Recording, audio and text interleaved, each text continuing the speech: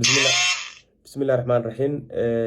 waxaa iminka qadka si toosa ugu jira oo aan wareysanaynaa maxamed tahliil oo ah agaasimaha shirkadii musallaftay 252 oo maalmihii lasoo dhaafay hadalhaynteedu ay aada ugu badneyd baraha bulshada.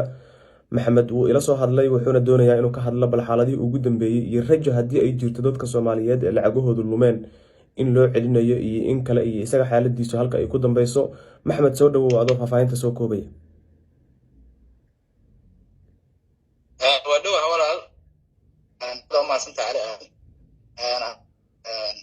gaaray oo ahaa shirkadii 252 ay qasaartay guud ahaanba iyo hantida ku haystay. gaara kaliya kuakeen dhibka kale wuxuu ahaa in soo sheegay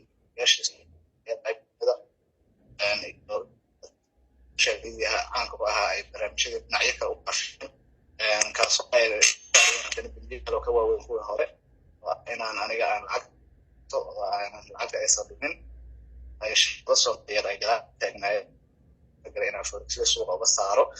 taasna waxaa ku nool haddana shamka oo dadkii awal aan qarciyey cadeymaha tusay in lacagtii qasaartay ay haddana marka soo jeeday hadda ilaa maalmo aad ay leeyihiin dad baan soo sheegay.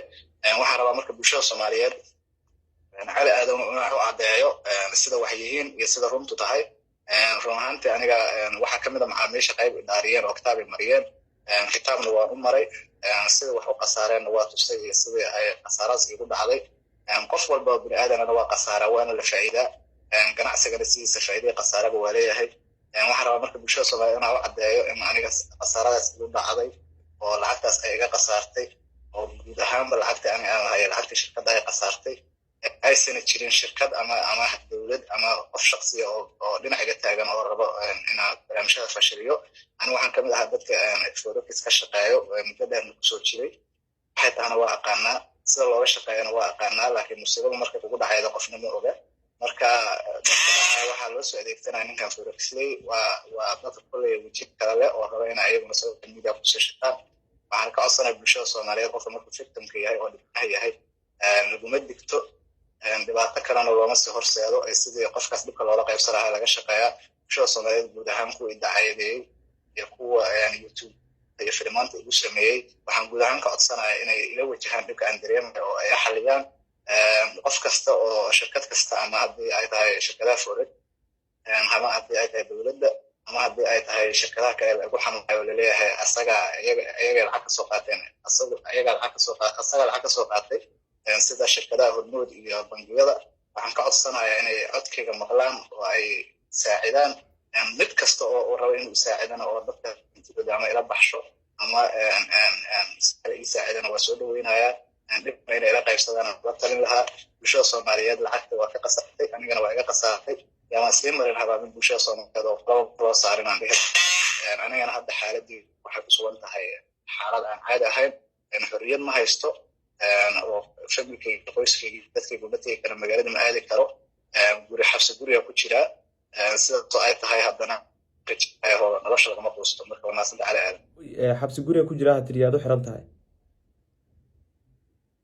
dabcan laba dhinacba waa u xiranahan oo ah in xorriyadeydiiba aniga banaanka aan u bixi karin oo dad ay banaanka ii dooran yihiin, iyo dhan ah in dowladdiina baaritaan ay wado ay caddaydo barnaamij u ahaa laga wada doono lacagta in aan istay inaan haysan. taasna filah alxamdu hadda way caddaatay oo wixii inay qasareen way caddaatay. cid kastoo rabta inay caddaydana diyaara u tahay oo waxaan u caddeeyaa rabaa. marka weli aniga hadda xorriyadda waxa igu daran waxa waa in aniga aanan banaanka u bixi karin, so aniga amnigayga hadda la sugaa oo ah shirkadu saasaa ku ah. waayahay, inta marka laga soo gudbo muuqaala hore usoo duubtay oo aad ku sharaxaysay sida ay ka qasaareen maxamed oo dadku ay daawadeen oo qudhaydan aan ku jiray dadkii arkay muuqaalkaas. intaanan wada hadlin oo hadda muuqaalkan aanan duubin oo codkaaga uusan bixin ka horna waxaa ii sheegtay in xitaa qaab aadan raalli ka ahayn wax u jireen. marka iyana haddii ay tahay faahfaahin aad wax ka bixin karto intaas nala sii wadaag muuqaalkaas iyo aragti kale ku saabsan. insha allah muuqaalkaas iyo aragtiyada ku saabsan iyo barnaamijyada kale oo la xiriiro faahfaahin karaa gadaala ka dhiibi doonaa. qofku markuu victim yahana wax kasta laga suubi karaa oo laga karaa. waxaan rabaa faahfaahinta dhamaystiran inaan gadaal ka dhiibo insha allah xal baan rajeynaya oo ahaa in dadkan u dirsaday shirkadaha Flixley oo shirkadaha qofka baaqaas u dhagan gulaa kara baaqaasan ka warsugaa insha allah marka mar raba hadda inaan ka hor dhaco dadaalana faahfaahintaas ka dhiigi doonaa insha allah cid kastoo fiidmaan u aragtay waa maxamed tahliil aad buu mahadsan yahay agaasimaha shirkadii musallaftay 252 forex la yiraahdo aad u mahadsan yahay maadaama uu nala wadaagay xog ku saabsan arrimihiisa iyo warar la baahiyo oo uu sheegay inaysan sal iyo raatoona lahayn sidoo kalena iminka uu isagu uusan ahayn qof xora maxamed aad baad u mahadsantahay waan rajeynaya in dadku ay maqleen codkaaga